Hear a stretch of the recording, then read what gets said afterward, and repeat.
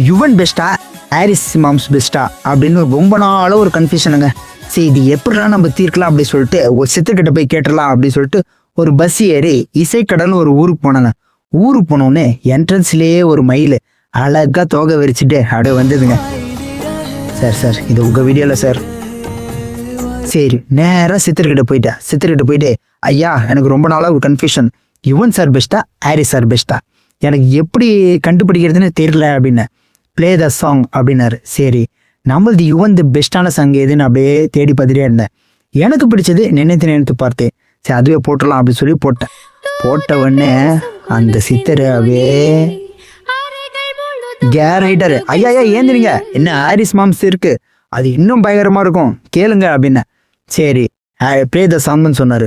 அதுவும் யோசிச்சு பார்த்தா எதுவா இருக்கும் அப்படி பார்த்தா சரி எனக்கு பிடிச்சது வசீகராவே போடலாம் அப்படின்ட்டு வசீகரா போட்ட உடனே ஓல்டு மேன் கடிக்காமலே ஓல்டு மேனு திர்ன்னு ஆயிட்டாரு. ஐயா ஏந்திரிங்க ஐயா, எனக்கு என் கன்ஃபியூஷனை தீர்க்கதான் நான் வந்தேன், எதுன்னு சொல்லுங்க அப்படின்னேன். சரி அவர் உள்ள ஒரு குகைக்குள்ள போயிட்டு ஒரு பெட்டி எடுத்துட்டு வந்தாரு. பெட்டி எடுத்துட்டு வந்து திறந்து ஒரு பொருள் கொடுத்தாரு. சரி ஏதோ பொருள் கொடுக்குறாரு நம்மளும் கையில வாங்கி பார்த்தா அம்மாடியோ நீதான் இன்னும் சிறு பிள்ளை தாங்காதம்மா நெஞ்சம் நீயும் சொன்ன சொல்லை